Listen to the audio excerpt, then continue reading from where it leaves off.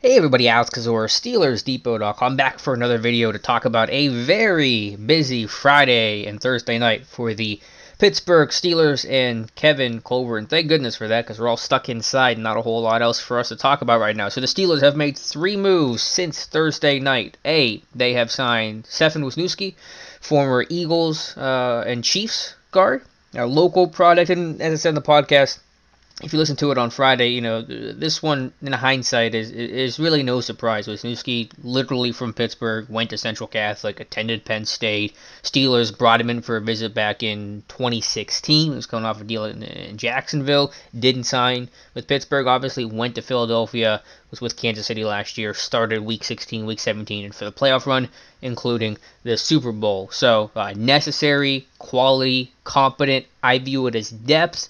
Do I see Wisniewski as the Week 1 starter? Probably not. Is there a scenario where that could happen? Sure, anything's possible, but I really view him as being the Finney replacement as the top backup at both guard spots, and especially at center, because there is no other center on this roster besides Marquise Pouncey now that Finney signed to Seattle. And a couple things that tell me that this guy's probably not going to start because, out of the gate and be the guy.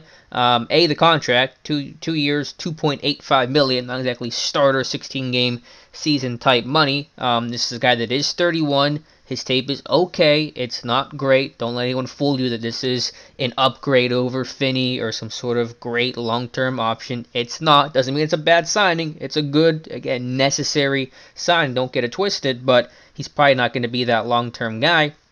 And this was someone that was on the street for the first 6 weeks last year after the Eagles cut him. And then Kansas City picked him up, and he was on the bench for most of the regular season. Injuries happen. He gets in the starting role. Played reasonably well. But, again, probably not someone with a resume recently that's going to scream, this is your guy right away. So I still expect Filer to kick to left guard, or maybe if there's somebody really good at 49 that they draft and plug and play, that's an option too. But I more realistically see Filer moving to left guard. You let Okorafor and Banner duke it out at right tackle. If something disastrous happens at right tackle, neither guy looks good, Okorafor or Banner to be the starter, then maybe Filer will shift back over, and then that could open the door for Wisniewski.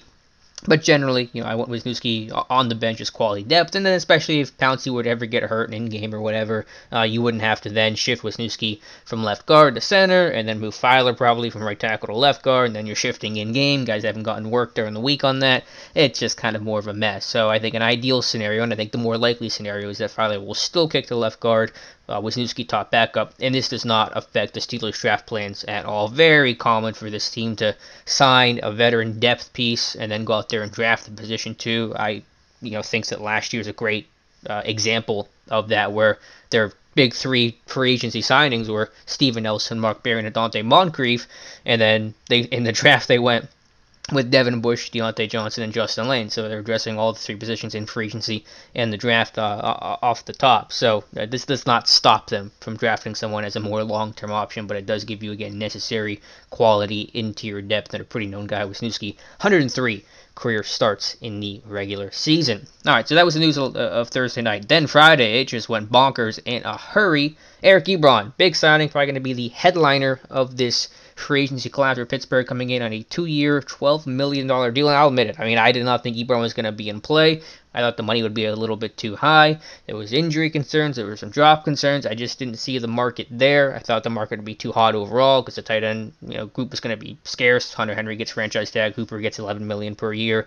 In Cleveland, just going to be too costly to try to get Ebron. And I was wrong about that. And that's going to happen in free agency, and that's fine. More to the point, what does Ebron bring? Certainly still going to bring value as a receiver, as a middle-of-the-field seam vertical threat. This offense simply did not have that last year. It was disastrous, and part of that is quarterback play, but part of that, just didn't have the guys to do it. Vanette didn't offer much, wasn't going to ever offer you much. Vance had a objectively terrible season. Juju's injury obviously played a factor, but you needed more production between the numbers. You got a little bit on the outside with James Washington and Deontay Johnson. You needed more between the numbers, and I think Ebron's obviously going to be able to provide that. There are some concerns. There is a risk element to this. Health. He's only played 16 games twice in his NFL career so far.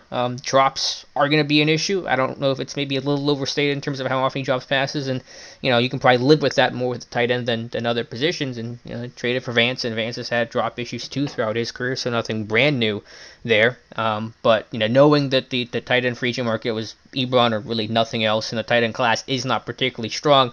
I understand that, and trying to find another weapon, trying to find guys that can help you win now. Rookie tight ends will take time to develop. They rarely, if ever, give you production out of the gate, especially in a year where OTAs and mini camps are likely to be canceled. Training camps could be disrupted.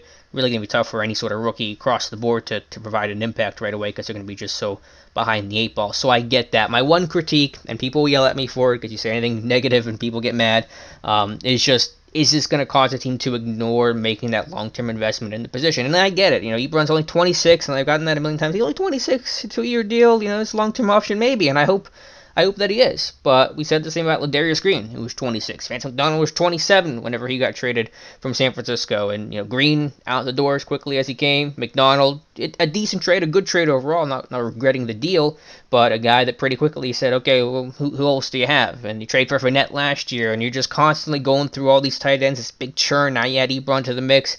Will this team ever get serious about investing in the tight end position and actually draft some guys? Because they simply just don't draft many guys. Since Tomlin took over in 2007, the only tight ends they drafted above the 7th round level is Matt Spade, Jesse James, and Zach Gentry. And they haven't drafted anybody above the 5th round, so 4th round or higher, since Spade in 07. That was the only one. It's the longest round of the tight end position across the league, which is crazy for a team like Pittsburgh that is literally built through the draft. So I'd love for them to get really serious about addressing tight end. I will say that unlike Chris Wormley, who we'll talk about in a second, and Wisniewski, where those signings and trades don't really affect draft plans, adding Ebron could affect the draft plans, and you sit there and say, well, probably they're a little less likely to take tight end post-Ebron as they might have been before. But again, that's probably also reflective on the tight end class not being particularly strong this year. So still possible they take a tight end, and I think, again, ideally for me, I would love that, where you get someone who's that 3rd round comp pick, for example, and you have Vance, Ebron, and that rookie who can kind of sit for that first year, and then maybe next year take on a really serious kind of impactful role. That would be ideal. But again, the signing of Ebron, the signing of Wisniewski, the trade of Wormley is all just to give you some veteran options, some depth, some flexibility, so you're not going into the draft with this giant hole saying we gotta fill this position because there's no one there. So Ebron's going to do that, and Ebron's going to do more than that because he will make an impact in the passing game. Can he block? Can he be healthy?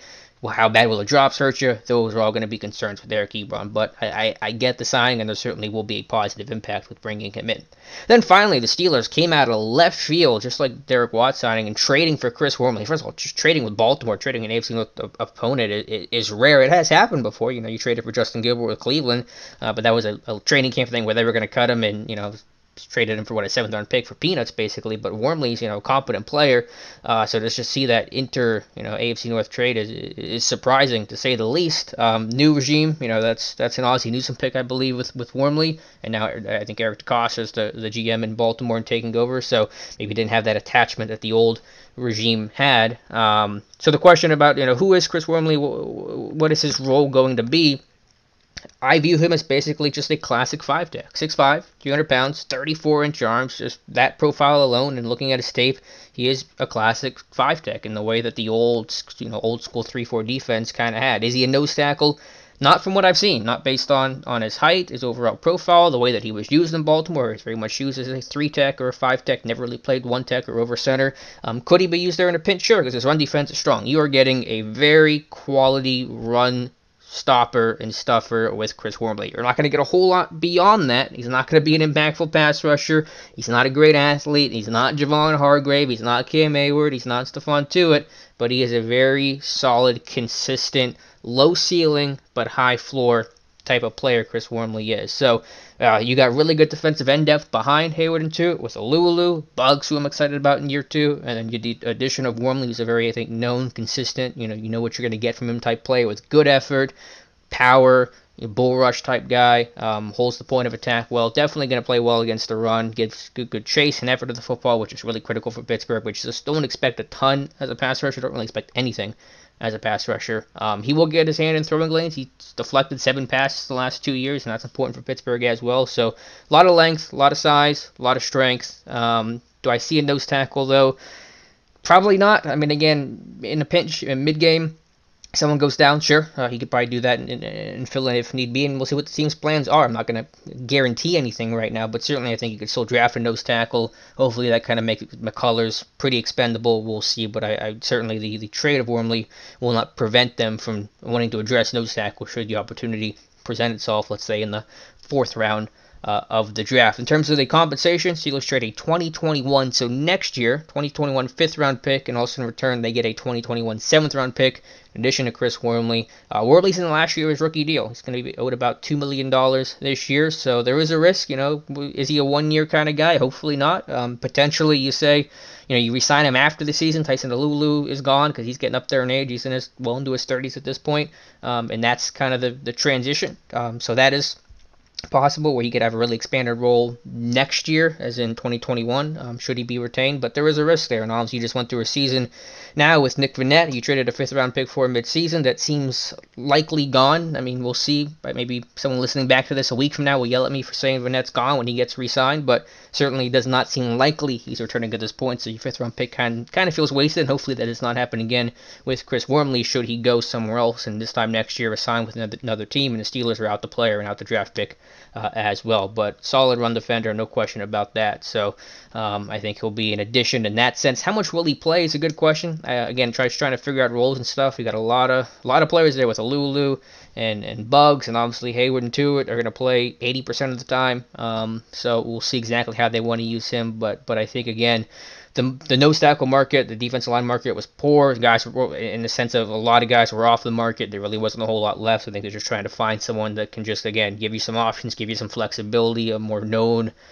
product, as opposed to relying on a rookie, but certainly does not stop you from drafting a rookie either. Again, it's just in the shades of last year how signing Mark Barron didn't stop you from drafting Devin Bush, the way that signing Dante Moncrief didn't stop you from drafting Deontay Johnson, the way that signing Steven Nelson did not prevent you from drafting Justin Lane 2 years ago, the way that signing Morgan Burnett did not prevent you from drafting Terrell Edmonds. So we've seen this history a lot with Kevin Colbert, very clear plans of adding veteran depth and rookies as well to give yourself a whole lot of options. So that's a busy day in Pittsburgh. Free agency probably winding down for the team. They may make 1 or 2 more moves. Jordan Dangerfield came back on a 1-year deal, I assume, for about the minimum as well. Safety depth, though, is still going to be probably your biggest issue right now. Again, I don't really see a whole lot behind Terrell Edmonds or Minkah Fitzpatrick, so something to address. Is there anyone out there for that? Not really at this point. So that's a tight spot, but you will have 6 draft picks, and you have a little bit more breathing room, and again, feel like you have some options to go in the direction of getting good value in the draft. So we'll see what happens,